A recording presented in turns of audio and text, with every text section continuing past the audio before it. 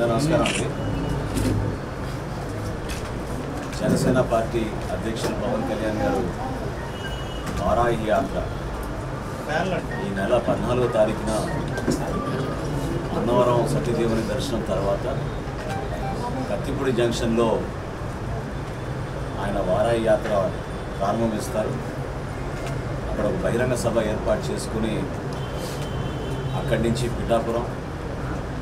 పిఠాపురంలో 2 రోజులు బస చేసి ఆ నియోజకవర్గం అయిన తర్వాత కాకినాడ గ్రామీణ ప్రాంతం, కాకినాడ పట్టణ ప్రాంతం, ఆ 2 నియోజకవర్గాలు కంప్లీట్ అయిన తర్వాత అక్కడి నుంచి ముమ్మడివరం నుంచి అమలాపురం, పి గన్నవరం, రాజోలు ఈ నియోజకవర్గాలు పూర్తి చేసుకుని పశ్చిమ గోదావరి జిల్లాలో ఉన్న నర్సాపురం, భీమవరం, పాలకోలు 11 నియోజకవర్గాలు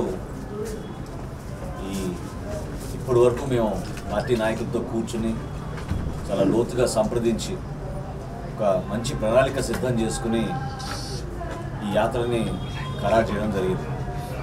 రాష్ట్ర వ్యాప్తంగా ఉన్న మా జనసేన పార్టీ నాయకులు, జన సైనికులు, వీర మహిళలు వీళ్ళందరూ కూడా 14వ తారీఖున సాయంత్రం 5ంటికి కత్తిపూడి జంక్షన్కి చేరుకుని పవన్ కళ్యాణ్ గారికి అన్ని విధాలుగా ఆ భగవంతుడు ఆశీర్వదించేటట్టు ఈ యాత్ర విజయవంతంగా ముందు సాగేటట్టు ప్రతి ఒక్కరు కూడా అందులో పాల్గొనమని జనసేన పార్టీ తరఫున మా నాయకులకి, కార్యకర్తలకు, వీర మహిళలకు, జన సైనికులకు ప్రత్యేకంగా ఆహ్వానిస్తున్నాం. ఈ సందర్భంగా ఆయన చేసే పర్యటనలో భాగంగా ప్రతి నియోజకవర్గంలో కూడా ఆయన జనవాణి కార్యక్రమం నిర్వహిస్తారు. అంటే జనవాణిలో ప్రజల దగ్గర నుంచి అర్జీలు తీసుకోవడం, ఆ సమస్యలపైన ఒక అవగాహన తెచ్చుకొని పరిష్కారం కోసం ఒక ప్రయత్నం, అవసరమైతే ఆ సమస్య పైన దృష్టి సారించి క్షేత్రస్థాయిలో ఆ నియోజకవర్గంలో ఉన్నప్పుడే ఆయన పర్యటన కూడా చేస్తారు. గతంలో కూడా చాలా ప్రాంతాల్లో పాపం అనేక మంది పవన్ కళ్యాణ్ గారి దృష్టికి తీసుకొస్తే న్యాయం జరుగుతుందనే నమ్మకంతో ఎంతోమంది పాపం అర్జీలు తీసుకొచ్చి ఆయనకి సమర్పించుకునేవాళ్ళు. జనవాణి కార్యక్రమం ద్వారా మేము కూడా సుమారు 2000 పైన అర్జీలు ప్రభుత్వానికి పంపించి అందులో కొంతమంది ప్రధాన కార్యదర్శుల దగ్గరికి, ముఖ్య కార్యదర్శి దగ్గరికి కూడా మా పార్టీలో ఉన్న వరప్రసాద్ గారు ఫాలోఅప్ చేసి న్యాయం చేసేటట్టు వాళ్ళకి ఒక ప్రయత్నం తప్పకుండా జనసేన పార్టీ నుంచి చేశాం. ఇప్పుడు 2వ విడతలో భాగంగా మేము క్షేత్రస్థాయిలో Tier 2, Tier 3 సిటీస్ కూడా చేస్తూ ఉన్నాం. కాబట్టి తప్పకుండా ఈ జనవాణి కార్యక్రమం, ఈ వారాహి యాత్రలో భాగంగా ప్రతిరోజు ప్రతి నియోజకవర్గంలో కూడా పవన్ కళ్యాణ్ గారు నిర్వహించి ఈ అర్జీలు స్వీకరిస్తారు.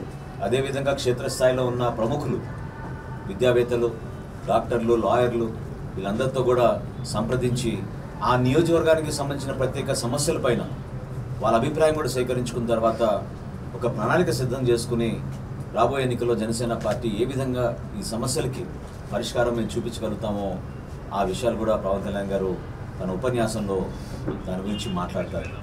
వివిధ అంశాలపైన రాష్ట్రంలో ప్రత్యేకంగా రాజకీయ కోణాన్ని చూసినా, ఈ ప్రభుత్వ వైఫల్యాలను చూసినా నష్టం జరుగుతుంది. వాటిపైన దృష్టి సారించడమే కాకుండా ప్రజలకు భరోసా కల్పించే విధంగా ఒక మార్పు కోసం ఈ రాజకీయాల్లో, ఈ ఆంధ్రప్రదేశ్లో జరుగుతున్న అరాచక పరిపాలన, వైఎస్ఆర్సీపీ ప్రభుత్వాన్ని ఆంధ్రప్రదేశ్లో ప్రజలకి ఎంత నష్టం కలిగించిందో ఆ వివరాలు కూడా పవన్ కళ్యాణ్ గారు సుదీర్ఘంగా ఆయన ఉపన్యాసంలో రాష్ట్ర వ్యాప్తంగా పర్యటిస్తున్నప్పుడు ఈ సమస్యల గురించి తప్పకుండా ఆయన వివరిస్తారు.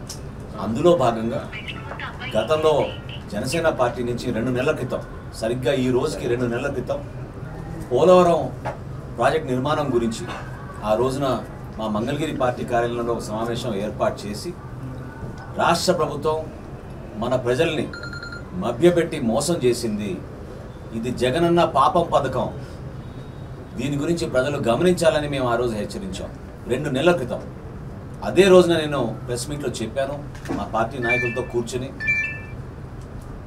నీటిపారుదల శాఖ మంత్రి గారు, అదేవిధంగా రాష్ట్రానికి సంబంధించిన అధికారులు కేంద్ర ప్రభుత్వంతో డబ్బుల కోసం వీళ్ళు పోలవరం హైట్ని 45.72 మీటర్ల నుంచి తగ్గించి 41.15 మీటర్లకి వీళ్ళు కుదించి సంతకాలు చేసి వచ్చారు అని చెప్పి ఆ రోజు మేము ఢిల్లీలో మా పర్యటన అయిన తర్వాత పవన్ కళ్యాణ్ గారు నేను అనేక మంది సంప్రదించిన తర్వాత మంగళగిరి పార్టీ ఆఫీస్లో నేను ఆ రోజు ఈ విషయం మొట్టమొదటిసారి ప్రజల దృష్టికి తీసుకొచ్చారు. అదే రోజు కాదు, అదే క్షణం మంత్రి గారు హడావుడిగా స్పందించి నేను అబద్ధాలు ఆడుతున్నానని చెప్పారు, నమ్మద్దని చెప్పాడు. ట్విట్టర్లో పోస్ట్ చేశాడు. ఆయన వ్యక్తిగతంగా ఎందుకు అంత తొందరపడతారో, ఎందుకు ఆ విధంగా హడలిపోతారో నాకు అర్థం కాదు. కానీ వాస్తవాలు తెలుసుకోకుండా మాట్లాడారా, లేకపోతే సమాచారం రాష్ట్ర ప్రజలకి తెలియకూడదని ఒక ప్రయత్నం చేశారా?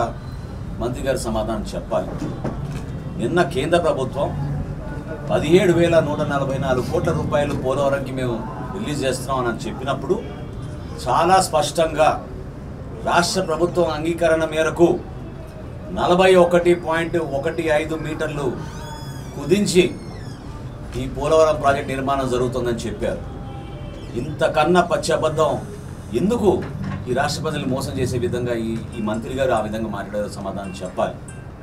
రేపటి రోజున జగన్మోహన్ రెడ్డి గారు పోలవరం యాత్ర ఉంది కాబట్టి ఆయనకు ఒక బాధ్యత ఉంది. రాష్ట్ర ప్రజలకి నిజాయితీగా మీరు మాట్లాడి చెప్పాలి ఎందుకు ఈ విధంగా మోసం చేశారు, ఎక్కడ పొరపాటు జరిగింది, దేనికోసం మీరు ఈ విధంగా పోలవరం హైట్ని మీరు నిర్మాణం తగ్గించారు. ఇంకొక ఆశ్చర్యకరమైన వార్త ఏమొచ్చిందంటే నిర్మాణంలో ఉన్న రీటైనింగ్ వాల్ మొన్న శుక్రవారం మొట్టమొదటిసారి అధికారులు చూశారు. అది కూడా టిల్ట్ అయిపోయింది. దాని గురించి మీడియాకు తెలియకూడదని, రాష్ట్ర ప్రజలకు తెలియకూడదని తంటాలు పడి మంత్రి గారు స్వయంగా పోయి నిన్న ఆయన అక్కడ పర్యవేక్షించారు. ఎందుకు అంత భయం, ఎందుకు అంత సీక్రసీ, దాపరికం దేనికి? ఈ ప్రాజెక్ట్ రాష్ట్ర ప్రజలది కాదా? రాష్ట్ర వ్యాప్తంగా పోలవరం ద్వారా ప్రతి ఎకరానికి మనం నీరు అందించగలుగుతాం. రైతాంగానికి అండగా నిలబడుతుంది మనకి పోలవరాన్ని. మనం ఆ రోజు విభజన చట్టంలో రాష్ట్రంలో నెలకొన్న పరిస్థితులు దృష్టిలో పెట్టుకుని ఆ రోజున కేంద్రం పైన ఒత్తిడి తీసుకొచ్చి ప్రజాప్రతినిధులందరికీ కోరిక మేరకు యూపీఏ ప్రభుత్వం ఆ రోజు పోలవరాన్ని జాతీయ ప్రాజెక్టుగా నిర్మాణం కోసం అంగీకరించి పోలవరం ప్రాజెక్టు ఇచ్చారే. కనీసం ఈ 4.5 సంవత్సరాల నుంచి మీరు చేసిన కార్యక్రమాలు ఏంటో పోలవరం చెప్పుకోలేని పరిస్థితి ఈ ప్రభుత్వానికి ఉంది. దేనికోసం ముఖ్యమంత్రి గారు హడావుడిగా రేపు పర్యటన ఏర్పాటు చేసుకున్నారు? ఏ వివరాలు ప్రజలకు వెల్లడిస్తారు? మేము ఛాలెంజ్ చేస్తున్నాం జనసేన పార్టీ నుంచి. ఈరోజు కేంద్ర ప్రభుత్వమే అంగీకరించి మీరు పెట్టిన సంతకాలు బయటపడ్డాయి కదా. 45.72ని మీరు ఎందుకు 41 మీటర్లకు తగ్గించారు? ఇది చెప్పాలి రాష్ట్ర ప్రభుత్వం. ఈ 17,000 కోట్ల రూపాయలతోటి ఎటువంటి నిర్మాణం మీరు చేయబోతున్నారు? సుమారు 14,000 మంది నిర్వాసితులు ఆ ప్రాంతంలో ఎఫెక్ట్ అయిన వాళ్ళకి మీరు ఏ విధంగా మీరు R&R ప్యాకేజ్ ఇవ్వబోతున్నారు? ఎందుకు దాని గురించి సమాధానం చెప్పడం లేదు? నిన్న పొరుగు రాష్ట్రమైన తెలంగాణ మరొక్కసారి జాయింట్ సర్వే కావాలని డిమాండ్ చేశారు. నిన్న ఉత్తరం కూడా రాశారు కేంద్ర జలవనరుల శాఖ మంత్రికి.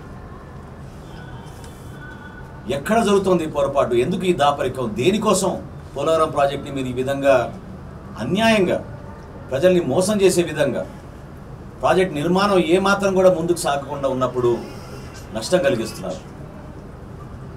రాంబాబు గారు సమాధానం చెప్పాలి. ప్రెస్ మీట్ పెట్టి దయచేసి వివరించండి. దాచే పరిస్థితి ఎందుకు వచ్చింది మీలో? దేనికోసం ఈ సీక్రసీ? రీటైనింగ్ వాల్ డ్యామేజ్ అయిందా లేదా? ఏ విధంగా డ్యామేజ్ మీరు పూడ్చబోతున్నారు? నిర్మాణంలో నాణ్యత లేదు కాబట్టి అది జరిగిందా? డిజైన్ లోపం ఉందా? లేదా మీరందరూ కలిసి కక్కుర్తిపడ్డారా? ఎక్కడ జరుగుతుంది ఈ పొరపాటు? ఎన్నిసార్లు ఈ విధంగా పోలవరంకి మీరు అంచనాలు మార్చి రివైజ్ ఎస్టిమేట్లని మార్పులు తీసుకొచ్చి ప్రాజెక్టుని మాత్రం మీరు నిర్మాణం చేయకుండా ఎందుకు చెప్పారు? శాసనసభలో ముఖ్యమంత్రి గారు ఇచ్చిన హామీ ఏంటి? 2021లో ఆయన ఇచ్చిన హామీ ఏంటంటే ఖరీఫ్ సీజన్ కల్లా నేను పోలవరం జాతికి అంకితం చేస్తా అని చెప్పాడు. ఏమైపోయింది ఈ రోజున? ఎందుకు దాని గురించి మాట్లాడటం లేదు? జనసేన పార్టీ నుంచి మేము డిమాండ్ చేస్తున్నాం. రేపు ముఖ్యమంత్రి గారి పోలవరం పర్యటన పారదర్శకంగా, నిజాయితీగా అక్కడ ఉన్న వాస్తవ పరిస్థితులు బయట పెట్టాలి, మీడియాని తీసుకెళ్ళాలి, మీడియా ప్రతినిధులందరికీ కూడా అర్థమయ్యే విధంగా పోలవరం ప్రాజెక్టు ఏ స్థాయిలో ఉందో, ఈ రోజున నిర్మాణంలో ఎక్కడ జరుగుతుందో, లోపాలు ఎక్కడ ఉన్నాయో ఆయన సమీక్ష చేసినప్పుడు ఖచ్చితంగా బయట పెట్టాలి. ఇది రాష్ట్ర ప్రజల్ని మోసం చేసే పథకం. అన్యాయంగా నమ్ముకుని నిజంగానే ఇతను రాజశేఖర రెడ్డి గారి అబ్బాయి ఆ విధంగా ప్రాజెక్ట్ పూర్తి చేస్తారని ప్రజలు నమ్మారు. ఏమైపోయింది ఈ రోజున? ఈ సమాధానాలు తప్పకుండా సంబంధిత శాఖ మంత్రిగా రాంబాబు గారు చెప్పాలి, లేదా రేపు ముఖ్యమంత్రి గారే ఆయనకు ఒక గొప్ప అవకాశం ఉంది కాబట్టి ఈ ప్రాజెక్ట్ గురించి రాష్ట్ర ప్రజలకి తప్పకుండా నిజాయితీగా వివరించాలని జనసేన పార్టీ నుంచి మేము డిమాండ్ చేస్తున్నాం. అదేవిధంగా ఈ సందర్భంగా ఈ వారాహి యాత్రకు మేము ఒక ప్రత్యేక పోస్టర్ రెడీ చేసుకున్నాం. ఆ పోస్టర్ని కూడా ఈ సందర్భంగా రిలీజ్ చేసి ప్రతి కార్యక్రమంలో కూడా మా జన సైనికులు, వీర మహిళలు భారీ సంఖ్యలో పాల్గొని వారాహి యాత్రని విజయవంతం చేయమని మనస్ఫూర్తిగా మరొకసారి నేను రిక్వెస్ట్ చేస్తున్నాను. Thank you.